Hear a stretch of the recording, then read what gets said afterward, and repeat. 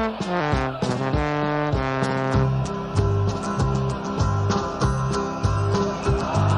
we come, blue and white, and we're looking good. You'll be in for a fight, and we fight pretty good. Getting goals is our job, and we get goals good. Looking good, we are Carlisle United. Carlisle United, the team that's on the ball. Carlisle United, the team for one and all. You're looking good, and we're with you all the way. You'll hear us singing every time you play. Here Ken Leisure with a pass so true to ball the star. Hello everyone, we're back. It's the next episode of the Brunton Bugle, the podcast focusing on the trials and tribulations of Carlisle United Football Club. From Mally Poskett to Andy Priest and Lloyd Eyston to Jabbo Abire, we've got it covered. This is episode 32, and today we're going to be doing something a little bit different, obviously, because there's still no football to talk about. So we're going to be doing our half-season review, looking at how United have done so far, how other League Two clubs are getting on, and taking a look at our predictions, how our predictions we made in pre-season have stacked up so far. The answer to that is not very well, having just looked at them before. As well as that, we'll be doing the usual news update and looking at what ex-United players have been getting up to. And on this episode, I'm not just joined by one of my co-hosts, I'm joined by two of them. Dan McLennan and Mike Booth. Lads, how's it going? Yeah, not bad, cheers. Yeah, not bad. I feel a little bit lost with no football going on, but, you know. It's tough, innit, really? It's you've got into such a routine of Saturday, you know, setting up the laptop connected to my TV, watching the game on iFollow, and it doesn't feel quite the same when you have to do jobs around the house, does it, really? So there you go. No, not really. Can you guess the link between the four players there? Did they all play for Carlisle? Sorry.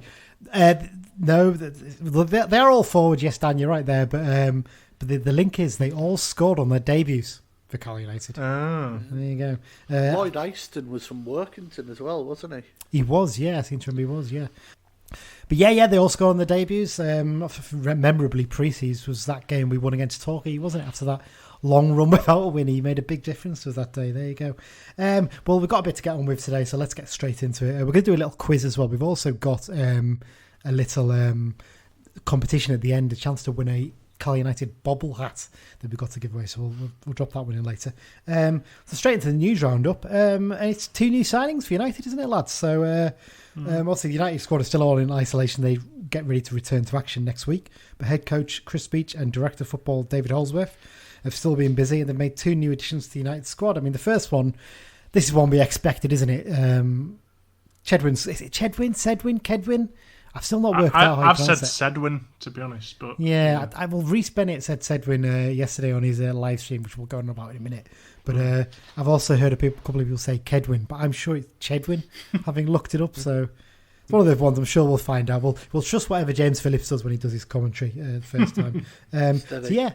yeah, so let's say Kedwin anyway. So Kedwin Scott has signed a permanent deal with the club to the end of the season after a successful extended trial spell from Hebburn Town. The deal United have agreed will see United play the Northern League side in a first-team pre-season friendly next summer. That should be a fun day out. That shouldn't it, Dan? Yeah, I love friendlies in the North East. In the late 90s, sort of early 2000s, we used to play various teams in the North East quite regularly, likes of Ashington, Towlaw, Whitley Bay, Durham.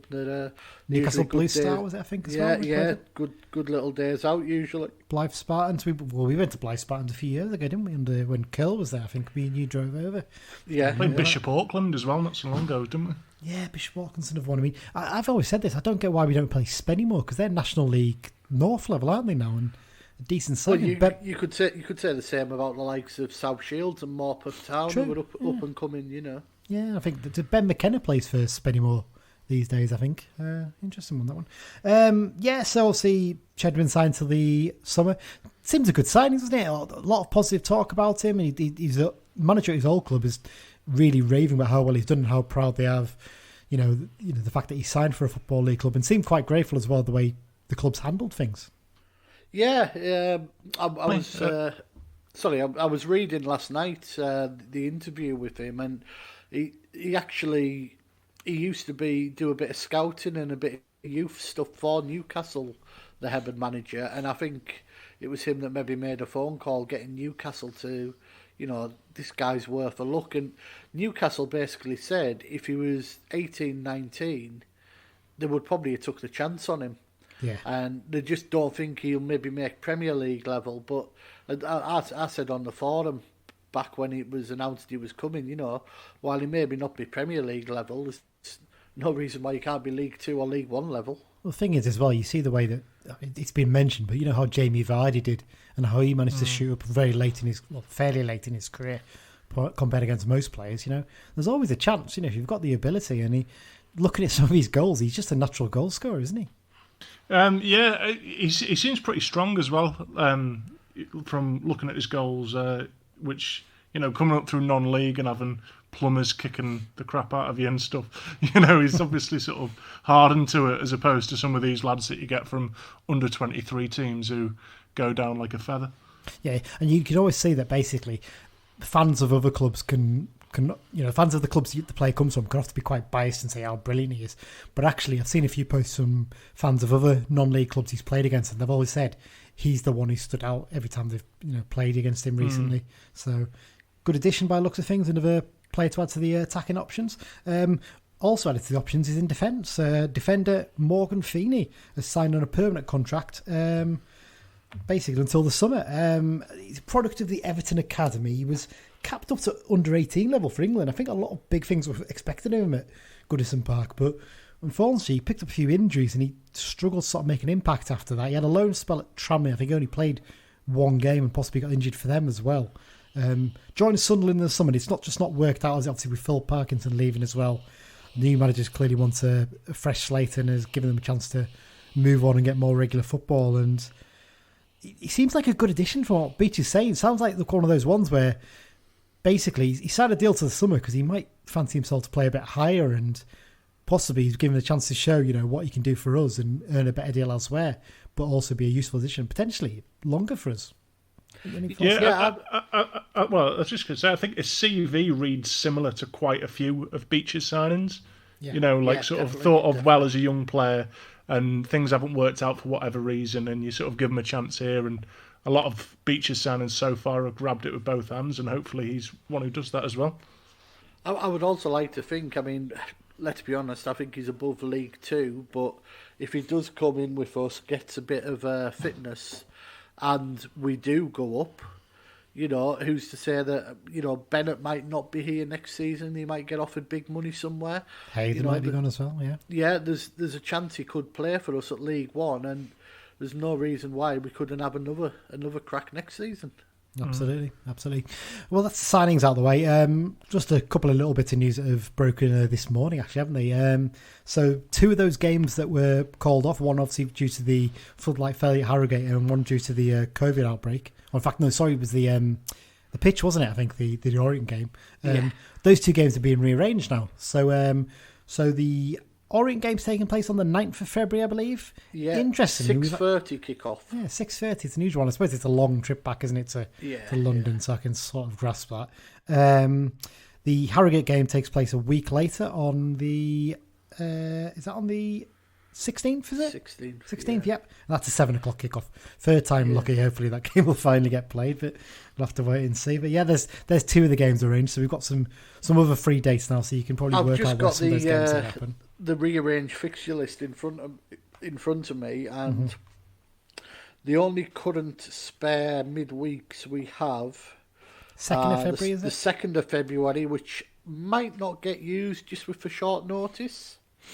16th and 23rd of March, then the 13th and 27th of April, and they try not to use the last midweek of the season, do they? Which is the 4th of May. They've surely got to use that 2nd of February one, because there's a risk that there's going to be more games called off, and they've just got to get the games played. So. I suppose it depends if Mansfield and Forest Green are playing. I'm just having a look now, see what... I don't think anyone is. I had a good look, and there didn't seem to be anybody playing. Yeah, a lot of it depends on who's had matches rearranged where already.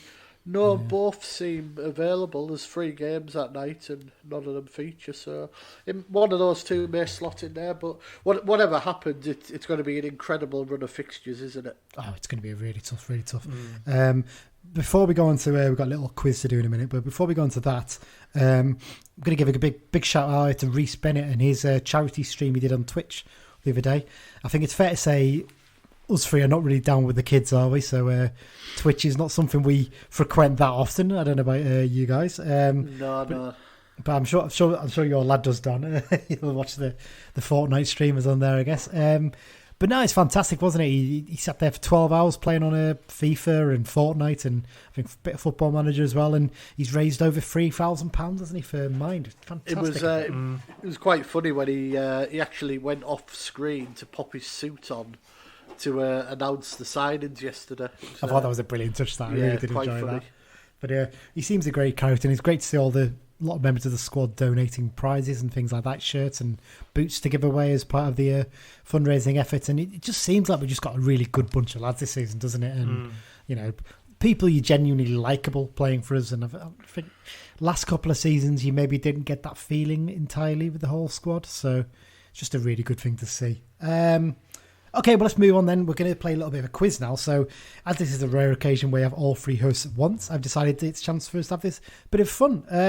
Now, the game we're going to play is essentially one I've borrowed/robbed from the Excellent Football Ramble podcast. If you haven't subscribed to that, I would highly recommend giving it a go because it's a really great listen, really funny. And Carlisle do get a mention occasionally, usually when I've emailed in and asked something about it, but there you go. Yeah, and basically they have this competition once a week called Luke's Game. Now, in this, two of the presenters take on each other in a competition to try and guess as many clubs as possible that a particular player has played for. We're going to do this with Mike and Dan, but the twist obviously here is that they will be ex-Carlisle players. And I want to know the other clubs that the players have played for other than Carlisle. What I'll do is I'll tell you the number they've played for, and then each of you will take turns bidding to say how many you reckon you can guess. So if I said a random player who played maybe for 12 other clubs other than Carlisle, you then, Mike, would say, well, I think I can probably guess 3 of them. And then Dan will say, well, actually, I can guess 4. Then you can either say, well, I'll guess 5. But if Dan then goes, well, I can't name more than 5, go on then name them. You then have to try and name them without getting any wrong. A few rules. So obviously, you take turns in terms of making bids until one player challenges the other. Countries don't count. So international appearances, we're not counting them. Only professional. There wouldn't be many of them, to be fair. No, there wouldn't. To be fair, there wouldn't. Only professional clubs count, and not B teams as well. So, for example, I think Zigo Ronaldo's played for a B team abroad. That B team wouldn't count.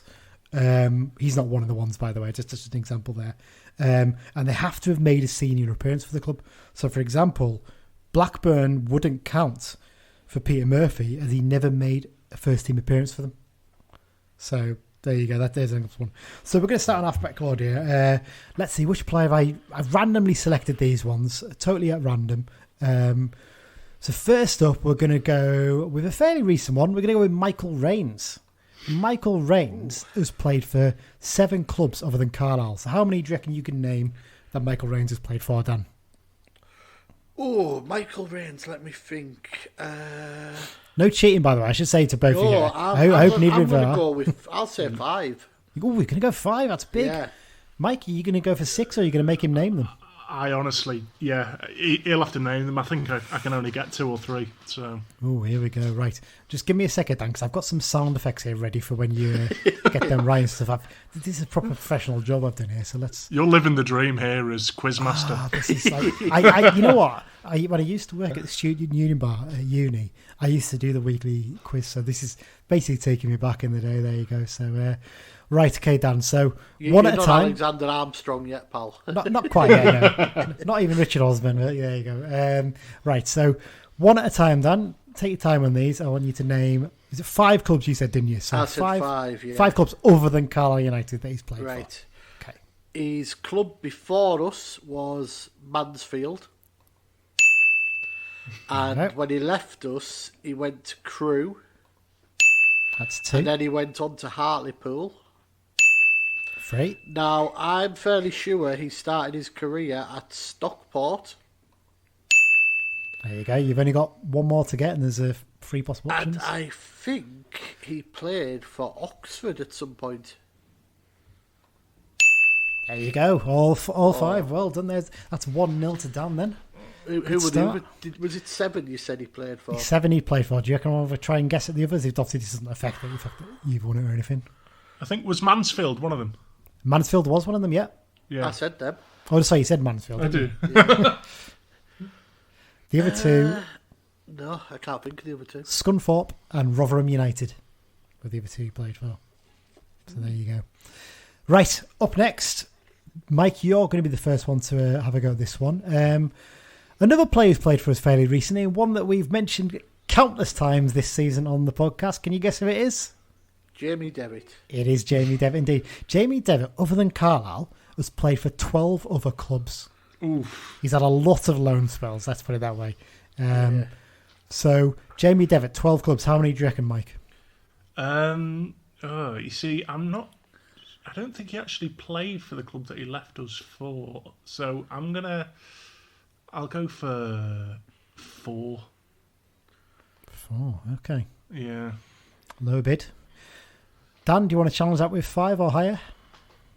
I reckon I could get to at least 6. Ooh. 6. Because I'll admit, when he moved to Barrow the other day, I did look on his Wikipedia and just counted up how many clubs he played for. I can't remember them all. I can't remember them all, certainly, but I've just I can remember realised some of them. it is actually 11 clubs because I did put in the club that you're thinking of, Mike, that he left us for and didn't actually play for. So it is 11 clubs. I should correct myself there. So 11 clubs. So Dan's going for 6. Mike, are you going to go for 7 or are you going to let him have a go at it? Yeah, I'll let him have a go at that. Oh, you could be 2-0 down here. It's a risky game. So Dan, one at a time. Tell me who has Jamie Devitt played for? Using the formula from last time, we signed him from Morecambe.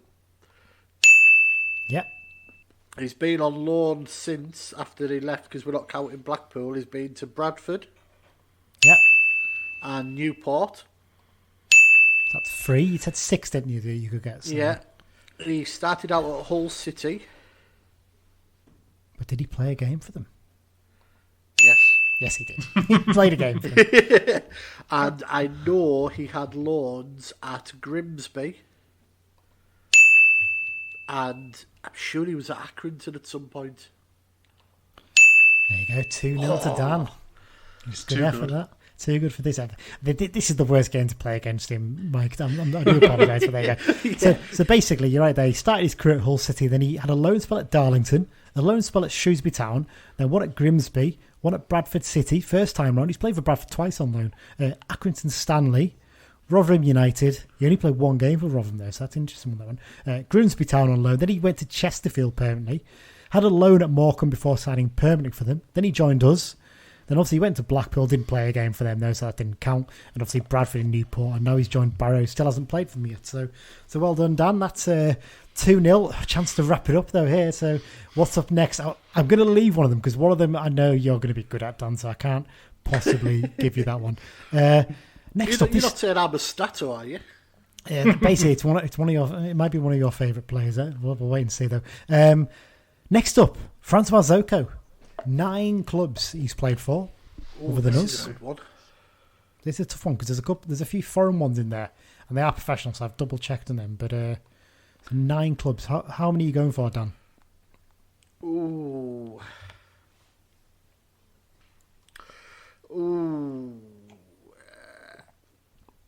I can think of 1, 2, 3.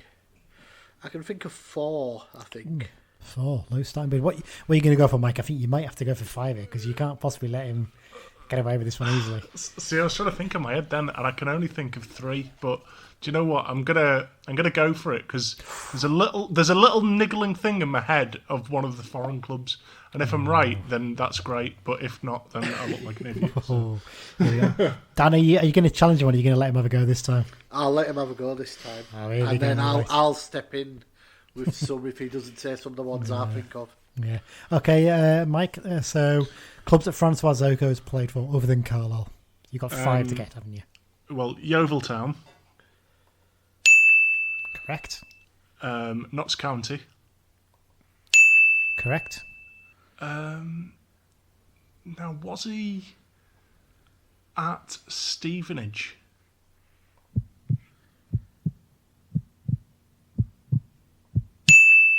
Okay. There you go. You got that one right. And I think the foreign one, I think he played in Belgium, and I want to say Ghent. You going for Ghent, are you? Yeah. Mike. I can't believe you've blown it. You've lost. The So club he was at prior to us was Belgian, and I'm fairly sure it was Ostend. Don't tell me it was Genk. it's Ostend. It was Ostend. Yeah. You're correct there, Dan. That was correct. Yeah. So basically, he started his career in Nancy. I was in, just going in France. to say, I'm sure he started at Nancy as well. It's one of the ones it's always you confuse whether it's Nantes or Nancy, but it's Nancy he started at. He then played for Laval, who were also in France. Had a spell at Mons. Went to Hasatep Spor Kulübü, so it's in Turkey. I was gonna say them as well. I bet you were. So Ostend was next. Then obviously came to us. Had a spell at Notts County. Stevenage, Blackpool. He was at as well. You missed that one. He had a short loan spell from Blackpool at Bradford City. Yeovil Town was his last professional club. Since then, he's played for Grantham Town and Newark, but they obviously don't count because they're not professional clubs. Right, so that's 3-0. So Dan's won, but we'll do the last two for a bit of fun anyway. Okay, first up, I'm going to leave the best one to last, I think, anyway. We've got another player who's playing a bit abroad. It's Vincent Pericard. Vincent Pericard, 10 clubs other than Carlisle. Most of the clubs haven't been abroad, to be fair, but he's had a few loan spells as well, similar to others. But yeah, so 10 clubs. So Dan, what are you going to start with on this one? Sorry, it's Mike first, isn't it? Mike, you're first up. I think I can think of 4. Yeah, I think I can only think of 4. Okay, 4. What are you going to go for, Dan? I think I'm at 4 as well, to be quite honest. So Mike's going to have a go then. Juventus. Oh, 1 second. Hang on. He's right. One Champions League appearance, I think, for them, wasn't it? Yeah, I think so. Portsmouth. Yeah. Swindon Town. And I want to say Stoke. It's correct. Well done, Mike. You've got yourself on the score, but there's a consolation for you.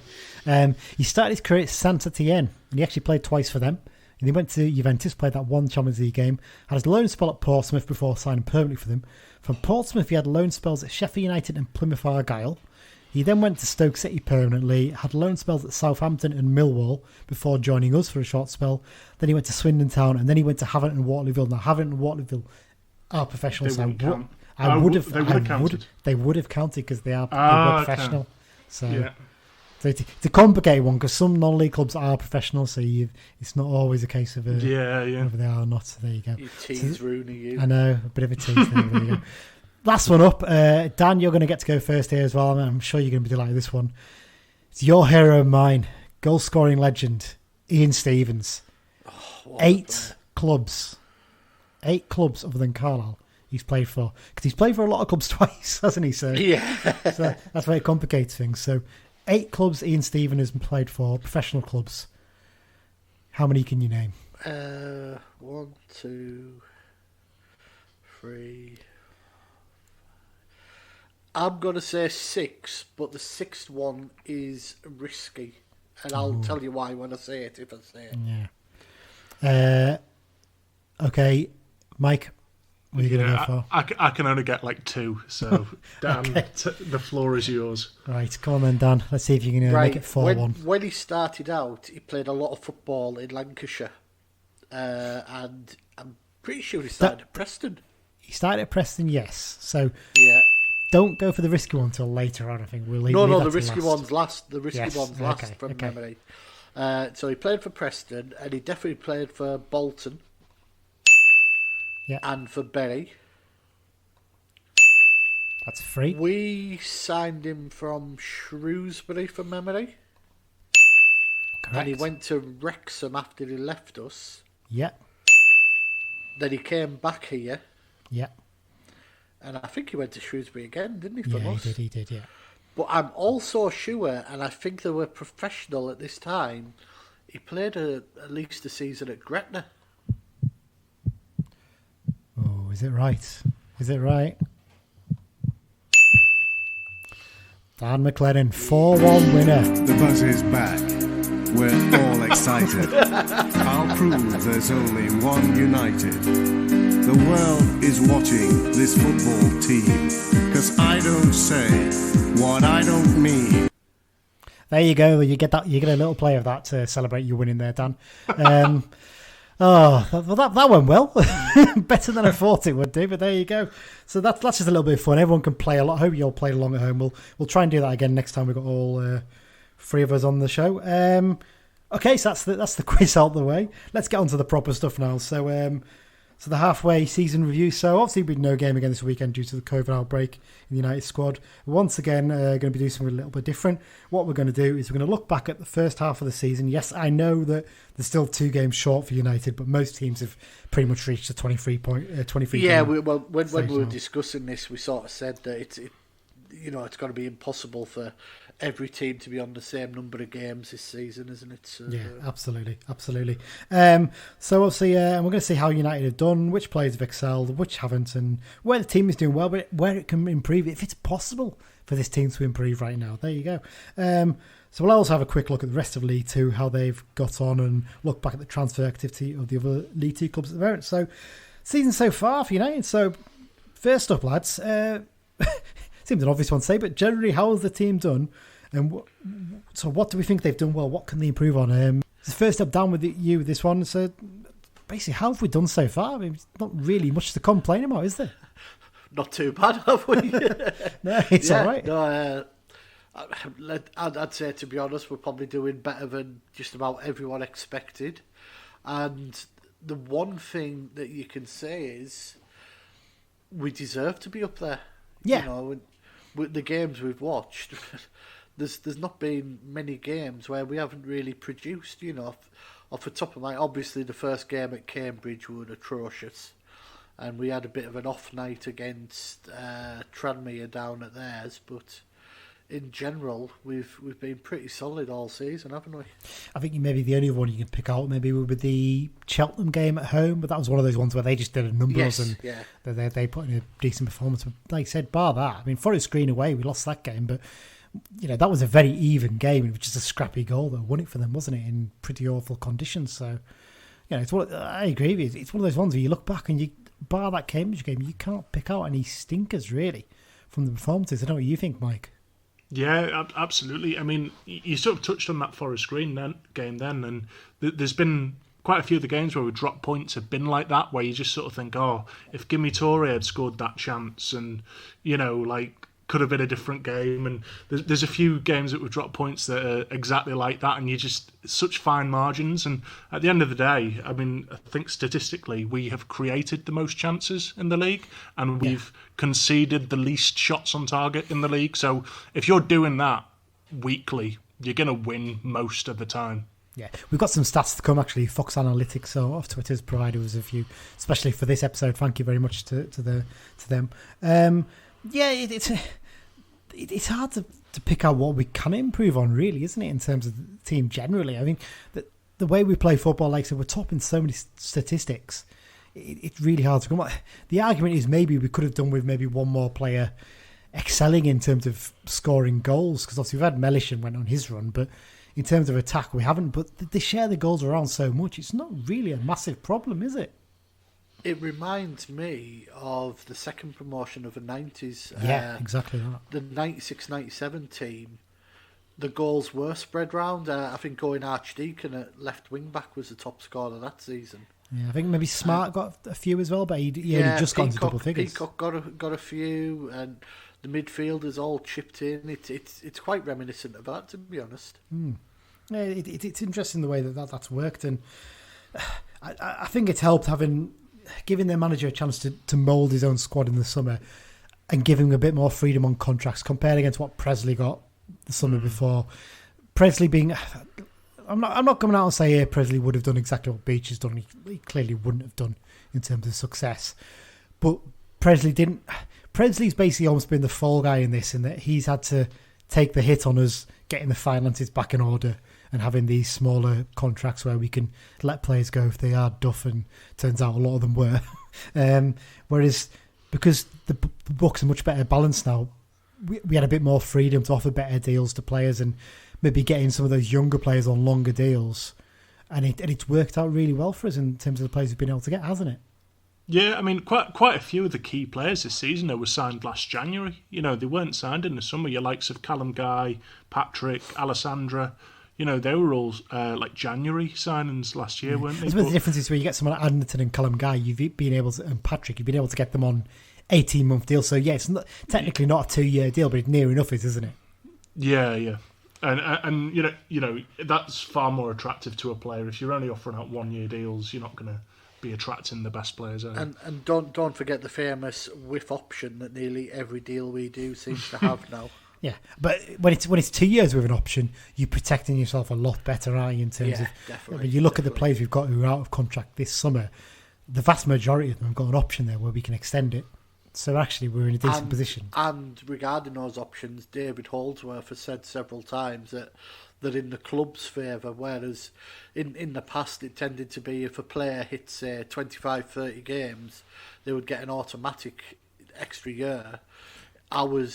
You get the impression that ours are basically, well, we'll decide if we want to keep you, and if we do, you're staying. End of. You've agreed to it.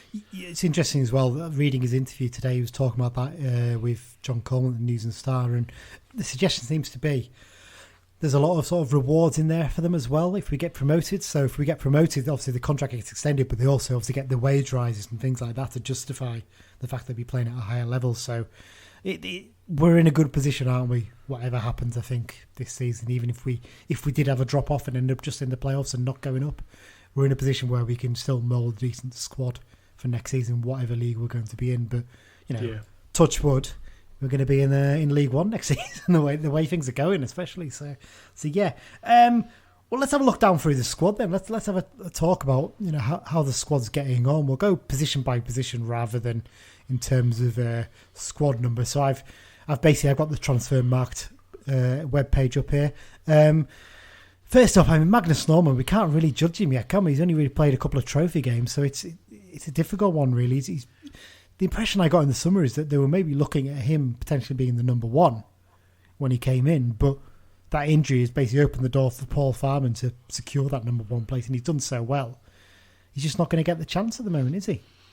Well, yeah, I think unlike Farman, Beach has worked with Norman before because Norman was at Rochdale. Although my mate who's a Rochdale fan does not rate him in the slightest. But no, so it's hard to sort of cast judgment on him. But Farman, on the other hand, I think has been fantastic. Yeah, I think he's excelled expectations. I think we always knew we were getting a decent keeper because you can see his clean sheet record, can't you, at Stevenage and the way he did at Lincoln as well, getting promoted into the league. We knew we were getting a good keeper. What I don't think we realised is how important his kicking was going to be. We've mentioned it a few times, me and Dan especially in recent episodes. But those kicks, Dan, they make a massive difference to our game, don't they? Yeah, they're not a secret weapon, but they're a bloody good weapon to have. And the way we play, our wide men, and even Alessandra, they're ready to go as soon as we turn the ball over. So if Farman does get the ball, he knows he can launch it, knowing that one of them's ready for it with another one for the second ball. And we've used it several times, as we've already said. I think as well, it's a key thing as well that when the ball's played back to him by a defender, when they've been put under pressure by an attacker, it doesn't matter how you play it to him, how quickly back you play it, what position you play it to him. He gets it up the pitch every time. He never scuffs it. He never sort of slices it away, does he?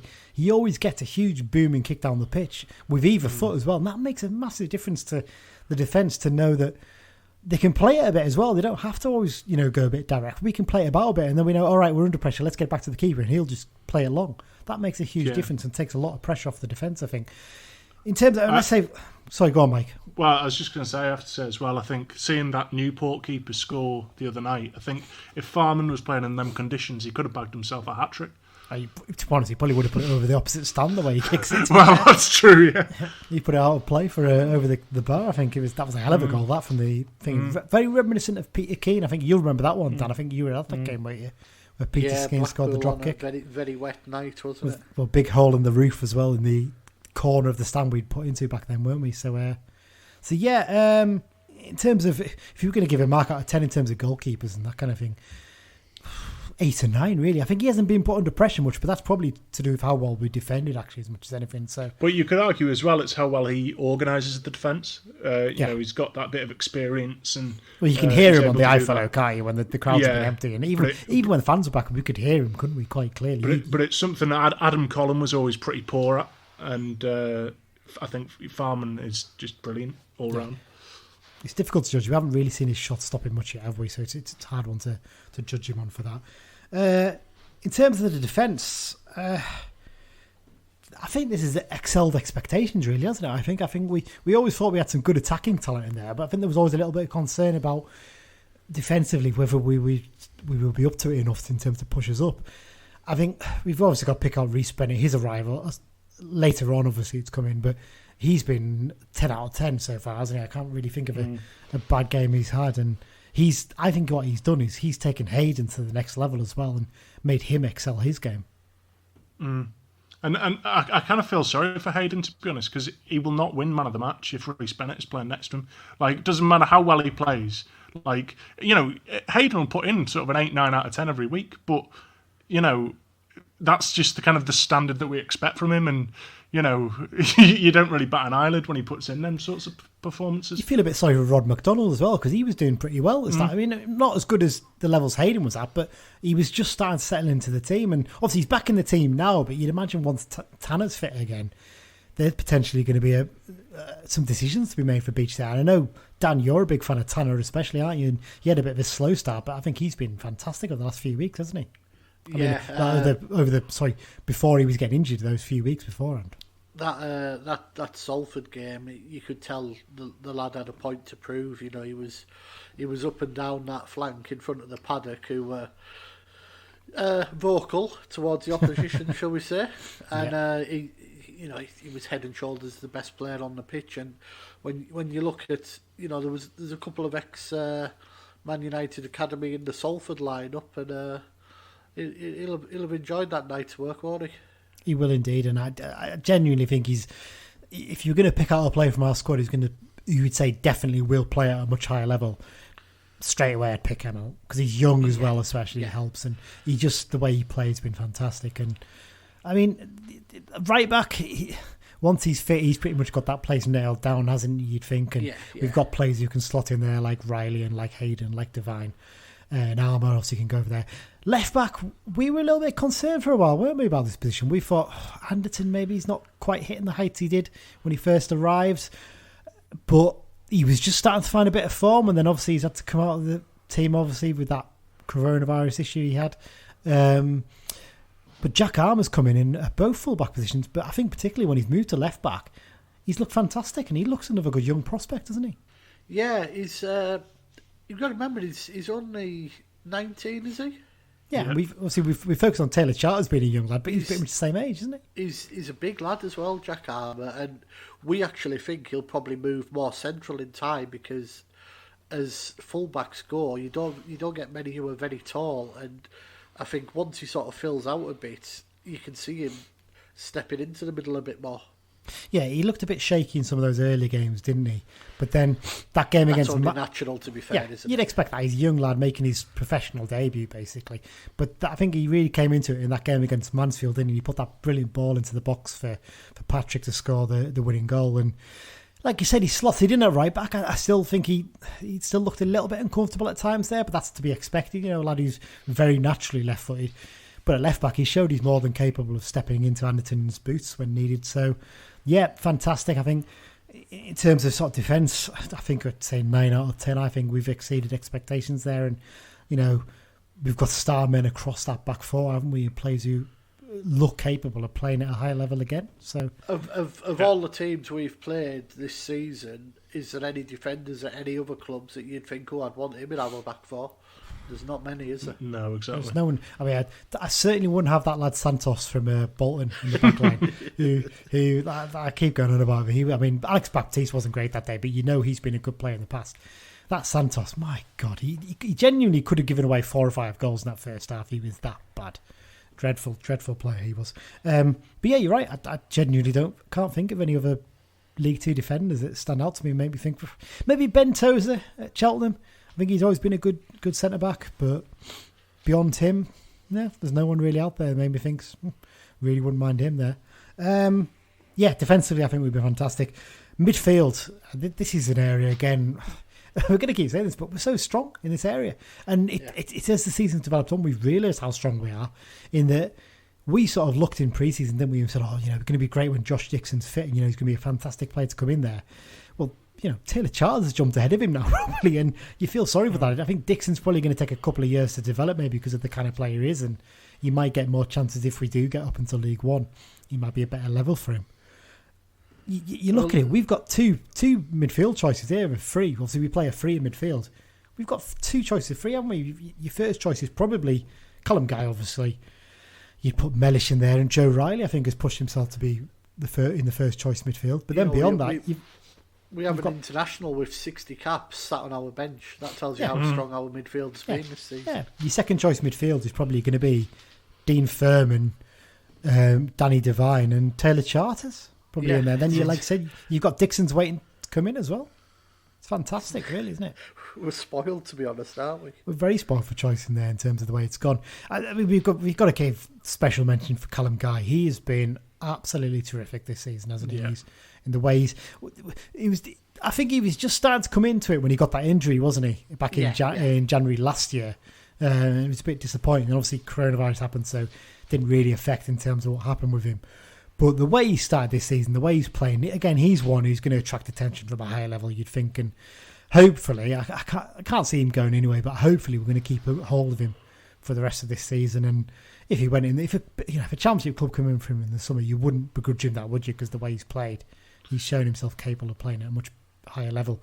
But like I said, John Mellish, the way he's adapted to playing in midfield, he's not a perfect player in that position. Of course, he's not. He's a bit of a rough diamond, but the way we play, he's so effective, isn't he, in terms of the way he affects games. Yeah, oh, definitely. He just... I said the other week, imagine marking John Mellish for 90 minutes. Like, you would come off the pitch knowing that you have had a game of football. Like, you'd be battered, you'd be bruised. You'd be bloody knackered as well. Yeah, exactly. You'd be knackered because he does not stop running. I mean, that FA Cup game, and he got the 2 late goals. He did not stop running, at all. He's just an absolute sort of bionic man. He's just... And you know what? This little rest is probably done him just as good, because there always was a risk. I know we were talking about the fact that he was still going and going. With this run of games, he's always going to find it maybe a little bit tough. Well, he's going to come out with as big a rest as anybody, isn't he? When you think about it, so it's going to be fantastic to see how he does. And like you said, now he knows as well. He's got Taylor Charters pushing him for that position. Hopefully, obviously, we're getting probably a bit excited here because Charters only played one game, but it was one game where he looked like he'd been playing there for 2 or 3 years, hadn't he? Yeah. So there you go. I have to say as well, in general, I mean, there's a lot of players at League Two level, and they've got certain limitations, which is why, that they're at League Two level. Like, say, Alessandra, for example, he doesn't score a ton of goals, which is probably why he's playing in League Two, whereas his other attributes are brilliant. But there's players like Guy and Bennett and Tanner and all this and that. I don't see their limitations. Like, they should not be in League Two. We're just very lucky to have these players and have them all at the same time in a squad that's pushing on. Gonna have to give a mention here to Joe Riley as well in terms of how well he's sort of kicked on as well, because I think early on people looked at him and thought, a little bit weak, a little bit. I mean, you compared him to James Berrett, which I thought was a disgraceful way to insult him. One of my old favourites. But he really has sort of stepped up, and he has got a hell of a lot of energy about him. But he's got quality as well. You can tell he's been coached at a really high level at Manchester United. But obviously that goal against Stevenage will have done him a lot of good too. But he now looks... him and Guy, probably your 2 first choices in that midfield. I know Mellish probably is as well, but them two, definitely, I think, if they're fit and in form, they're going to play, aren't they, the way that they're playing? And that's the thing, he's had to earn that place as well. He hasn't been given it, he's really had to earn it. And he's had to come out on the team for a bit, didn't he, as well, and came back in and shown himself good there. And so you're going to say something there, Dan? One thing that I've noticed as well is how few games a lot of our midfielders had played prior to this season. Joe Riley, definitely. Joe Riley and Danny Devine, definitely. Callum Guy hadn't played that many games. No. You know, John Mellish had only had, one season of pro football. The only experienced midfielder there is Furman, and he's barely played for us. But Furman's a great option on the bench when you're 2-0 up away from home, 65, 70 minutes gone to close a game out, which is exactly what he did at Walsall when he came on, wasn't it? Yeah, and we always know I always have this niggling feeling at the back of my head that Callum Guy is just one challenge away from picking up an injury and being out for a while. So we always know it's good to know that that Furman is there waiting to come in when we need him. So, and I would also say as well, Furman comes across as the model professional. Yeah, I'm not saying the rest of the squad aren't, of course, but he comes across as there's just something about him. He's played the 60 odd games for South Africa. He's played at a decent level in this country. He came up through Chelsea and Rangers. He's probably a great figure. He's probably one of the older. He's obviously one of the older heads in the dressing room. Yeah. But for such young midfielders like we've got, what a great person to learn your craft from. Absolutely, and you imagine, like you said, your likes of your Dixons and your Charters are gonna learn a lot, aren't they, from him as well? And that can only be a good thing.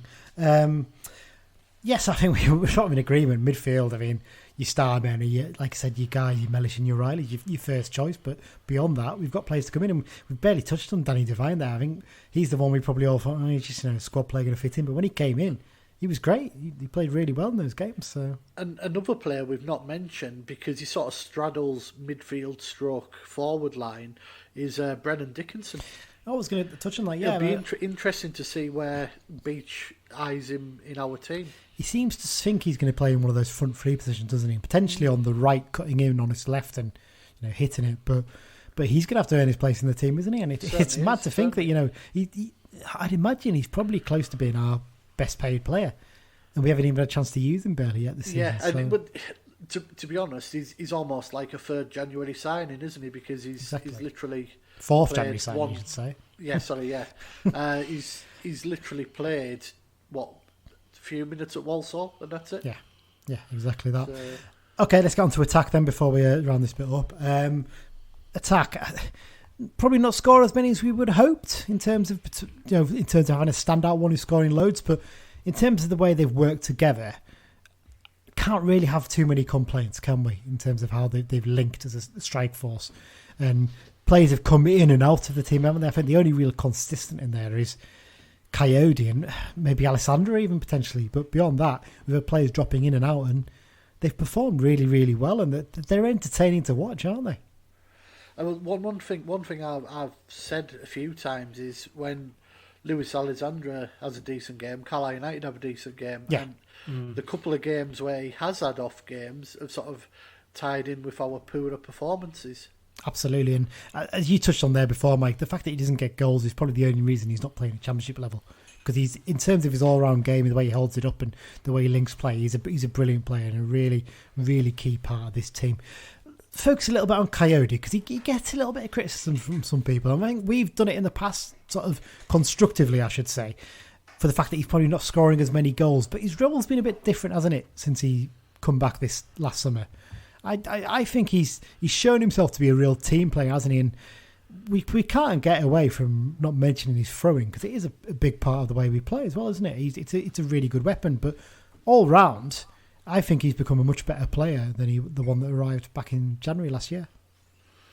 Definitely. Yeah, well, sorry, you go, Mike. Well, I was just going to say, I think he's playing a slightly different role this year. I think he's playing a bit more back to goal, almost a bit sort of Carl Hawley-esque a little bit.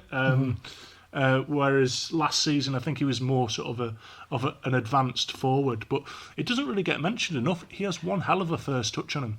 You can absolutely ping the ball at him 200 miles an hour, and he'll stop it dead. And that's great as well in terms of farm and knocking the ball forward as well, isn't it? Yeah. And I think as well, you should consider with that as well. I think he's somewhere near the top in terms of the number of aerial duels won as well in the league. He basically wins it in the air against the defender a lot, and he's not actually the biggest when you look at him. I think he's only about 6'2" maybe in terms. And you get big defenders who are 6'4", 5" these days, don't you? So he does well to out jump, and I think the only game I can think of where he really got beasted by defenders was probably that game against Tranmere that you mentioned before, Dan, up against Peter Clark and big Manny Monte. And, they're two big lads there, aren't they? They're big, imposing defenders. They'll have done the homework as well, won't they? Absolutely. Give me Toure. Sorry, go on. Just quickly on KOD. If we do go up, it'd be interesting to see what the lad wanted to do next season. Because, yes, he's not our player, but Rotherham don't seem to have really bothered yet. And, could he maybe say, well, I think I'd rather stay at Carlisle. I'm playing. Could do. It'd be interesting to see what he says. It's whether we even make maybe a permanent bid to sign him. I think Rotherham rate him quite highly, so I don't think they'd be keen to let him go. But if Rotherham is still in the Championship, well, is he going to get that many games at that level at that age? Possibly not. It's a difficult one to judge, isn't it? Let's move on to a couple of more bits in terms of attack, and then we'll move on again.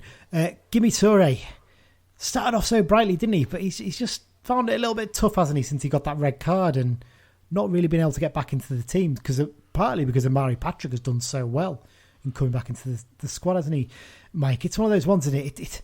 It can't be easy. We've touched on this in a couple of recent episodes. It can't be easy for him as well, being alone, living in Carlisle, with the restrictions in terms of lockdowns and who you can see and stuff like that. Beach, I think, has probably paid a bit of a masterstroke in letting him go home to France and see his family and give himself a bit of a boost in terms of his confidence. Can we hopefully see maybe something a little bit better for him in the second half of the season? Maybe see him kick on again and show what the form that got people across, fans of other League Two clubs were talking excitedly about how good a player he was, weren't they?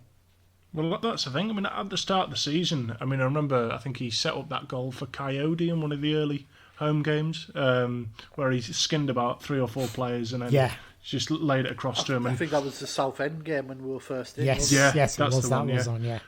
And he, at that point, I thought, right, well, that left wing spot is his. That's it. But fair play to Patrick, because he's really worked hard, and now that left wing spot is his. And he did well to sort of take that off him. And it would be nice if he kicks on in the second half of the season. But game time isn't easy to come by when everyone else is playing so well. Yeah, I think the arrival of Zanzala might help him, because I get the impression that those two maybe are basically being encouraged to hang about with each other up here. That's the impression you got, Dan, I think it was, from something you read. But it seems to be that those two are almost being paired up to make sure they've got someone to hang about with during all these lockdowns and things like that. It's weird, isn't it? Yeah. It's like the new boys at school when the rest of you have already been there for 3 years, isn't it? Yeah. But I think it'd be nice, hopefully, to help the two of them. And Zanzala and Scott as well. 2 other additions. And you look at the 6 players we've got in attack, 7 if you include Dickinson. They're all interchangeable. By looks of things, they can all play in different positions. I know Scott seems to be viewed as a number 9, but by all accounts, he's played out wide and a bit deeper for Hebburn as well. So one of those ones, isn't it? We've got so many options there. It puts us in a very good going position. Back, Zanzala's Congolese, isn't he? And I'm pretty sure French is the native language of Congo, which obviously Gimme Toure is. So yeah, that might help. Yeah, hopefully it will. So hopefully those two lads will link up quite well. Let's quickly have a quick look at the fixtures for the rest of the season, lads. I mean, there's going to be a lot of spells, aren't there, where there's going to be a lot of tough fixtures for us. Is there any that stand out to you, Dan, that spells where you think it's going to be tough there? Well, I've got a list on my phone that I'm updating when these rearranged to come in, and we play a lot of the teams who are at the top in sort of the next tranche of games. Then once we get that run out from sort of Easter weekend onwards, we don't actually play many top teams. We've got a hell of a brilliant run in as the table stands at present. Easter, we're away to Southend, home to Scunthorpe, and then we're away to Barrow. We've got Port Vale at home, Bolton away, Harrogate home, Orient away, and Walsall at home. What's to be scared of in those 8 games? I think nothing. If you look at March as well, the games we've got then, take out the Morecambe game, and generally we beat Morecambe down in Morecambe anyway, so touch wood there, that's tempting fate. But you look at that month, and other than the game at the end of the month against Cambridge, there's some, I wouldn't say easy fixtures, but they're fixtures we're looking for. We could build up a lot of points in that month, potentially. Obviously, we've got games to drop in as well. I'm looking at 3 of them there. You've got Grimsby and Bradford at home, followed by Stevenage away. Yeah. Straight away, you're thinking, well, there's 7 points. Yeah, at least you'd hope. You know, Bradford's probably the tougher of those because they seem to have picked up a bit of form. But yeah, it'll be interesting to see how those go. Like I said, I think I agree with you. I think the running, if we can get ourselves into a good position, that running looks favourable. I think it's the way to describe, isn't it? Yeah. At the same time, though, at that time of year, the teams that have been fighting relegation suddenly, realise that they're in a relegation fight, and they come up with performances that you didn't see coming, as we have done many times ourselves. Yeah, it's one of those ones, isn't it? They're going to be fighting to get away, and we'll see how Southend have managed to turn around their form recently, particularly, and we'll touch on other clubs in a minute. Let's move on then quickly before we go on to looking at the rest of League Two.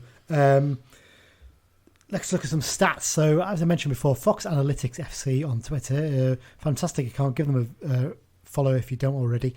They've sent us over some stats specifically just for us to talk about on the programme. We'll tweet them out later. I think they're going to tweet them out, so we'll retweet them.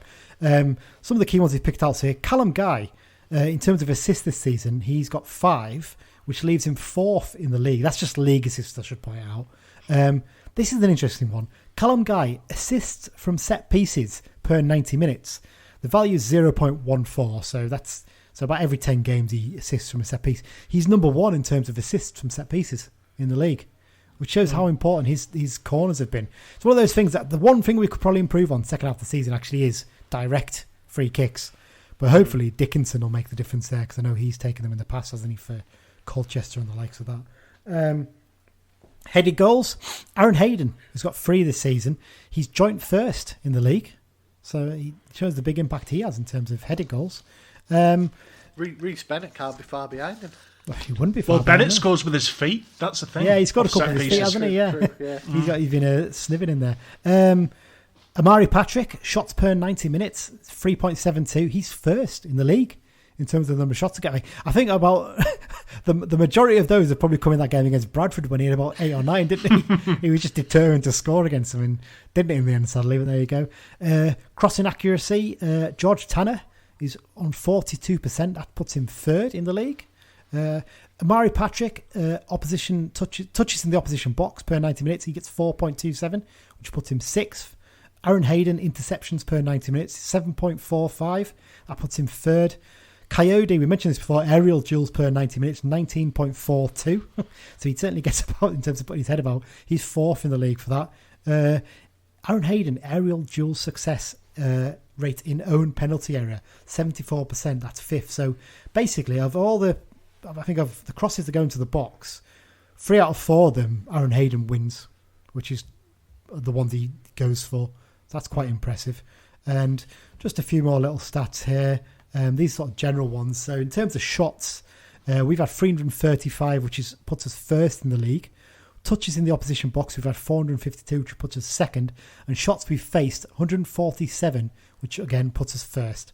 So all the stats look pretty impressive in our favour, don't they? That's pretty good going. And I'm always a bit funny with expected goals and stuff like that, because expected goals for me still is based on an opinion of when you would expect a goal. But the stats, all those stats there, they can also be looked at, can't they? You can work them out, and fair play. We are flying high in so many of them. At the end of the day, it's the manager's job to set up the team in a way that the opposition don't create so many chances and we create chances. That's the manager's job, and it's the players' job to make sure that we put away our chances and they don't put away their chances, and it's just really working. Absolutely. Okay, I think we've covered all the CFC related stuff there, so we're going to take a quick break now. We're an hour in, and we're taking our first break. There you go. So after the break, we're going to take a look at the rest of League Two and see how they've been getting on over the last 5 months.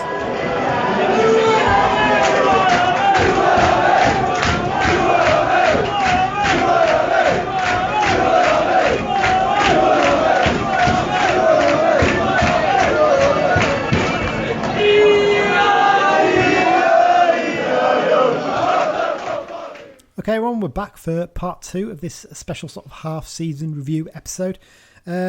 So we're going to start looking at what the rest of League Two been getting up to over those 5 months. And first up, Dan, you're going to have to take a look at this. Is not sort of looking back, but this is looking at some of the transfer business that League Two clubs have been doing in January, picking out some of the key ones that have stood out to us. Yeah, it's probably best to start locally. I would say Barrow have Busy, made the biggest. at least. You know, they've signed Jamie Devitt. Neil Eardley was a good signing on loan. Stood out to me, that one, Burton. definitely. Yeah. I think he got man of the match for them at the weekend. Mm.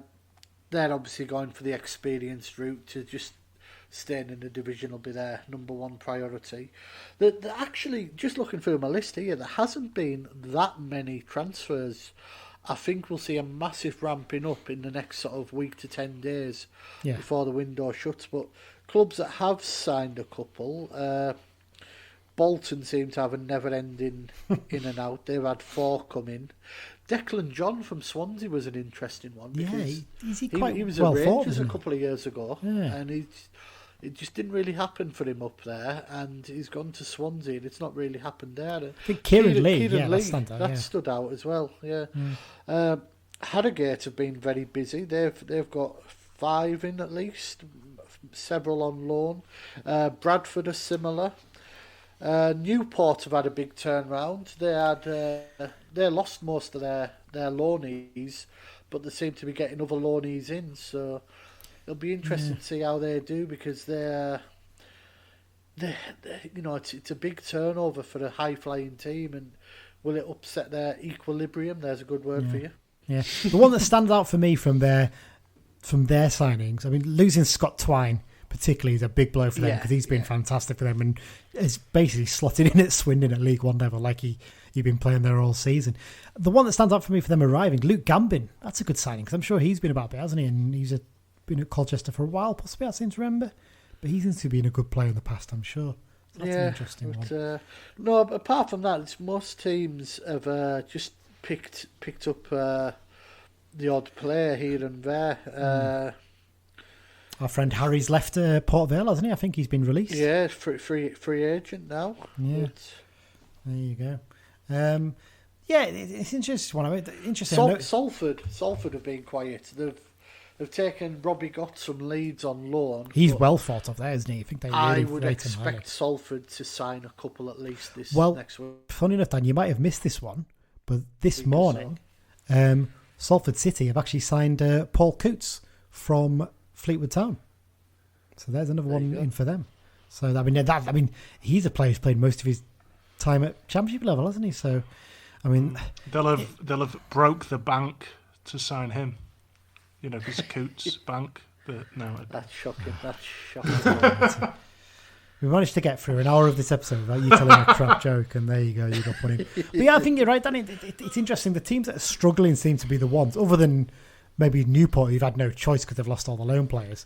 It seems to be the teams that are struggling that are basically panicking and getting a lot of players in, aren't they, to try and get themselves away from bother. In terms of us, I know we've signed 4, but the most important thing for us is we haven't lost players. We're keeping hold of our squad, and I think that's the thing we've always looked at and thought, as long as we don't lose big players, and we haven't with Bennett, thankfully, then we're in a decent position.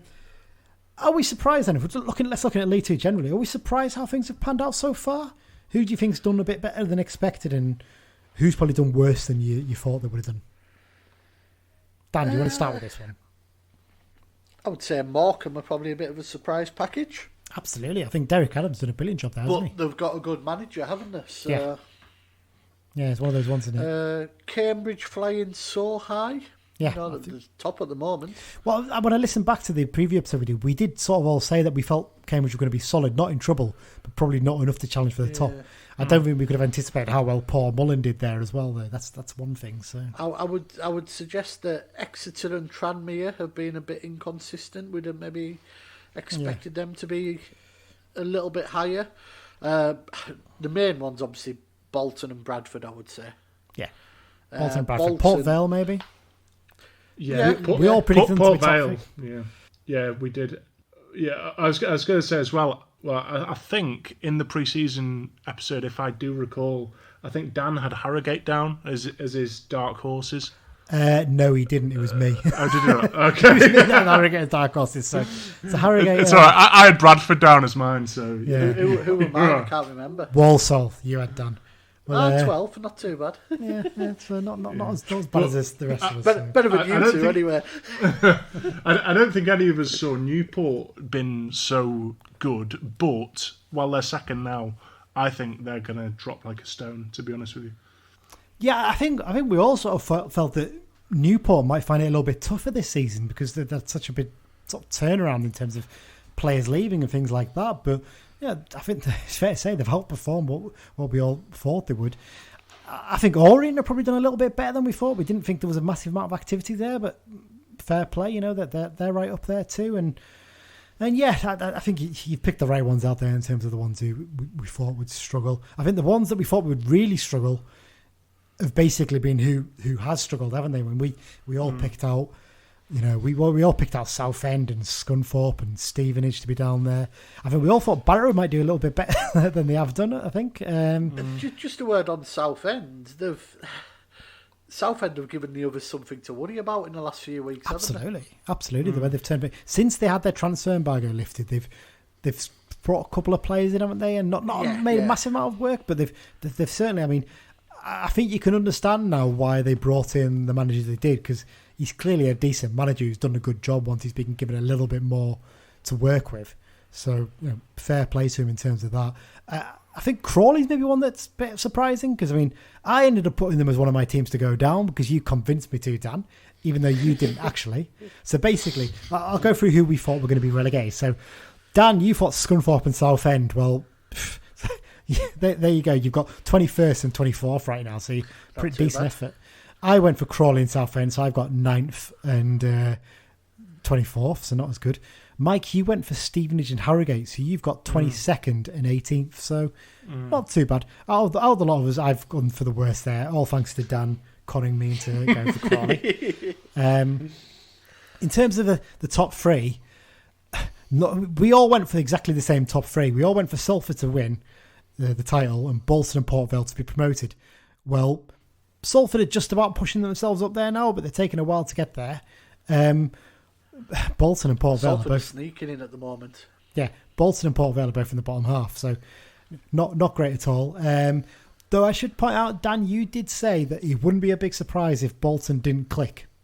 You said you... Yeah. So I'll give you that I one. just thought it was that big a job that it may take them a year and a hell of a lot of players through it to get settled. And that's probably why, one, Everett's got a 3-year deal, and two, there's been no murmurs of getting rid of him, because I think their fans probably get that it will take a little bit of time. Yeah. In terms of the playoffs, Dan, you felt Tranmere, Forest Green, Walsall and us.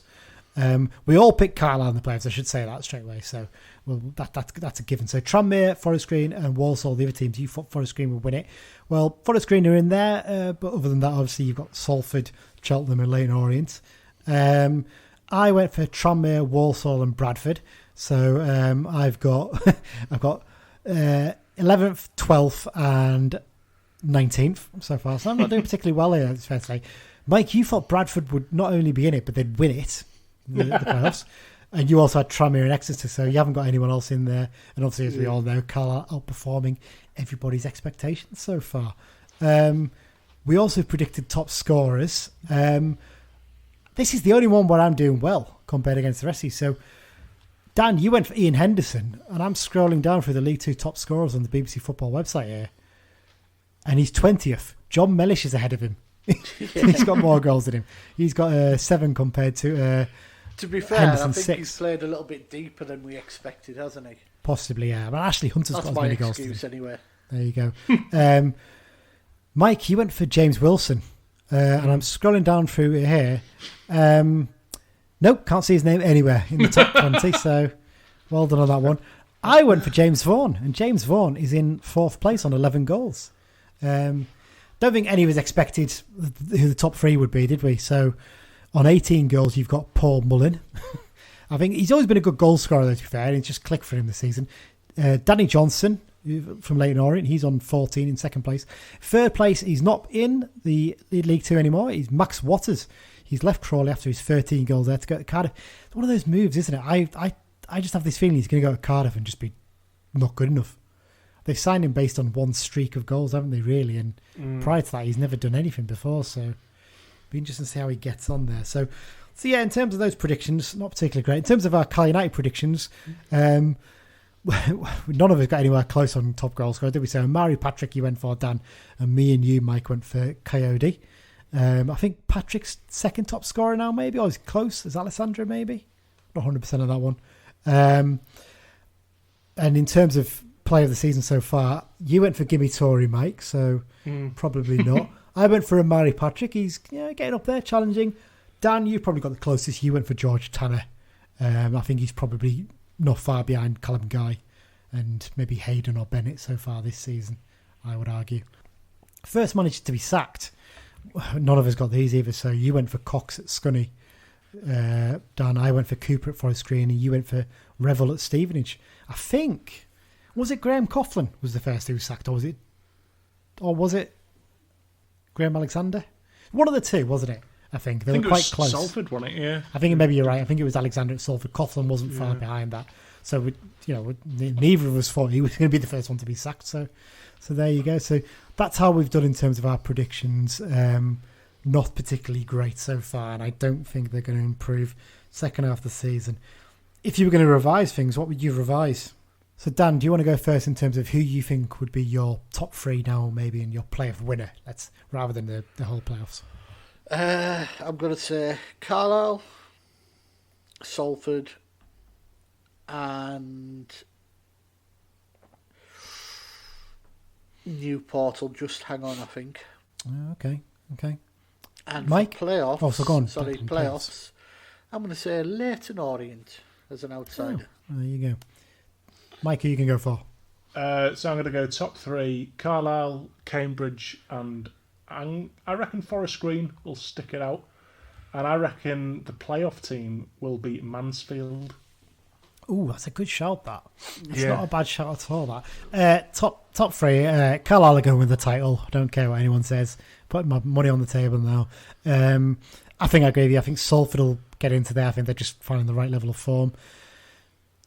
Yeah, Forest Green. I think Forest Green will get in there. I think they've just got a little bit more. I think they're taking a little bit of time to settle after losing a couple of key players, but I think they've probably got enough to be in that top three. In terms of the playoffs, I'm going to go Morecambe. I think Morecambe might sneak in there. I think Adams is doing a good job there. Is there anyone you think is going to drop off massively? I think Cheltenham is the one that stands out to me. They've not won in the last 5 games and really struggling about, aren't they? They look like they were top 3 contenders, but they've dropped right off. But Crawley also are still in the cup and have got fixtures building up. So I know they're just outside the playoffs, but they could dip down from that. Obviously, losing Waters as well will make a big difference. Yeah, definitely. Well, like I sort of said earlier, I think Newport definitely will. But I think as well that they always get a load of sort of fixtures built up and Saturday, Tuesday. I think playing Saturday, Tuesday on that heavy pitch there when your players are knackered, it's just a recipe for disaster for them. So I really think that I wouldn't be surprised if they didn't even make the playoffs. Ooh, that's a bold shout, that one. Yeah. And anyone you think is going to make a big surge up the table at last minute and surprise people? I mean, I think we know what yours is, Mike, based on your playoff prediction, and I think I'd agree with you. I think Mansfield Town are the team that stand out. I think Clough's doing a terrific job there, and I think you'd argue that if you're looking in terms of a manager who's done things before and can still do it now, Clough's probably the best manager in our division, arguably. I think everyone thought Holloway might be, but I think Clough's a better manager in terms of what he can get out of low resources. I mean, who do you think, Dan, anyone you think is going to push up? You look at the likes of Exeter and Tranmere, and it wouldn't be the biggest surprise if one of those two sort of made a bit of a push. But it's quite a tight division, isn't it? You know, you could make a case down to 14th, which is Mansfield. You know, I think Port Vale are still on the same number of points as them, and Oldham not far behind. I don't like Port Vale, so yeah. But no, Mansfield are only 7 points behind, and most teams have still got half a season left. You know, there is always one comes up, and it wouldn't be a surprise if it was a Mansfield or a Tranmere. Yeah, That wouldn't surprise me at all. So I think we're going for Mansfield, Tranmere. I think we sort of both all agree that Mansfield are the team to watch out for second half of the season, especially with the current form that they're in. I think that pretty much covers it, doesn't it, in terms of how we expect League Two to pan out, lads. I think it's just the key for us is basically just get these games played and start getting the points on the board. And if we do, well, we're going to start pulling a gap away from teams, aren't we? So, I mean, Cambridge are top at the moment, but they've played more games than everyone else. So that's where they're. I mean, they'll look at it that, well, we've got the points on the board, and that'll be the key thing for them. But they're going to have periods where they're going to watch teams start to pull away from them, I think. So yeah. Okay, before we finish up, time for the X-Files section. And Dan, as usual, you're going to pick up this bit, are you? I think there's a few to pick up this week, not a massive amount. Yeah, I'm just scrolling up through our chat where we keep all of this. Goals on the weekend. Charlie Wyke hit a hat-trick. That's 13 in 24 in all competitions and 10 in 18 in the league. He's really coming on for Sunderland this season. It's interesting though with Wyke. Well, I was just going to say, because a lot of the Sunderland fans have been absolutely battering him, and I'm half thinking if behind closed doors without the fans on his back is why he's playing so well for them. Yeah. Kyle Dempsey scored again. Hallam Hope scored for Swindon. He hasn't got too many down there. James Chester got a red card for Stoke. I'm getting used to saying this one. Yates scored for Blackpool. It's always Yates or Medina both at the moment. Yep. And Nathaniel Knight Percival scored, but unfortunately it was in his own net. So he wouldn't have been. And then when it came to midweek, there was a couple more goals. Jack Iredale scored a lovely goal for Cambridge. Brilliant goal, wasn't he? Worth looking up on. Do you know? With Iredale, it's interesting. I listened back to the preview episode. I think we all picked out that we felt he'd actually do all right at Cambridge, and because he started to find some form for us, and fair play to him, he's done well there. Yeah, Max Amer scored again, and Richie Bennett scored again for Stockport. And one other interesting little piece of news: Richard Keogh. Not only has he got to move back to the Championship with Huddersfield, but he's also won an appeal over his sacking by Derby to the tune of £2 million. And Derby are struggling a little bit financially at the moment, but I believe he'll be classed as a football creditor, so he will get his money eventually, one way or the other. Yeah, it's one of those ones, isn't it? I think that pretty much runs up the X-Files stuff. So before we finish up here, quickly, this is the bit obviously I've put this right at the end to make sure everybody listens, because otherwise I don't want them just listening to the first bit just to take part in this. So we've got another competition. So you might remember at the start of the season we had a competition to give away one of the Walling bucket hats. Well, we've got another prize now to give away thanks to our friends at footballbubbles.com. They followed up on the bucket hat by releasing a bobble hat version of the 94-95 season home kit colours. It's a fantastic hat. I think both me and you have bought one, Dan, haven't we? And it's lovely snug fit, lovely warm. It'll keep your head warm during these next couple of months when the weather's not particularly great. I mean, with any luck, it's probably not likely, but hopefully you'll get to wear one at Brunton Park soon. So basically, what we're going to do, we're going to give one of those hats away. They're giving one of them to us as a prize, which is very kind of them. We've also got 4 runner-up prizes, which is one of the 94-95 season pin badges that the Cal United supporters group put together. On top of that, we'll also give one of those badges away to whoever wins the hat. So to be in with a chance of winning, you've just got to answer this very easy question. And I'm thinking now, what I should have done, I should have put Dean Walling as one of the ones in the quiz earlier to give away the answer, shouldn't I, really? But there you go. So here we go. So here's your question. In October 1997, after 296 appearances and 29 goals for the club, Dean Walling was sold by United owner Michael Knighton, much to the anger of the Blue Army faithful. But to which club did Knighton sell Dino? So I want to know which club Michael Knighton sold Dean Walling to when he left Brunton Park in 1997. Really easy one. Nothing to stop you going Google and finding out who it is. What you're going to do is get your answers into us. Either you do it by email, you can tweet us, or you can... Basically, we'll put a post up for this episode on the Be Just and Fair Not Facebook group, and if you comment on that with competition answer and whatever club it is that he may have joined, and basically you'll be entered into the draw, and we'll run the competition until the 31st of January, and then the first episode we do after that will announce who the winner is. Thanks again, lads, for joining me. It's been another long one, hasn't it? But got plenty fitted in there and covered. So we actually have got a special coming out soon, haven't we, Dan? We finally recorded the kit one, taken us long enough, and I've actually, believe it or not, started editing the 0506 special I did with Mike months ago. It's been sitting there waiting to be done. So we've got a couple of specials coming up, and we're going to do some more as well. Also, as well, now that the rearranged fixtures are coming out, we will be working out a sort of a schedule for recording episodes, because if we're playing Tuesday, Saturday every week, it is going to be hard for us to do it twice a week. Yeah, it was difficult to fit in, wasn't it? Yeah, what we'll probably do is maybe do one on a Monday for the Tuesday and the Saturday, and then the following Monday we can review them 2 games and look forward to the next 2, etc. Yeah, but we'll see how we do it. It's certainly going to be a busy period over the next couple of months.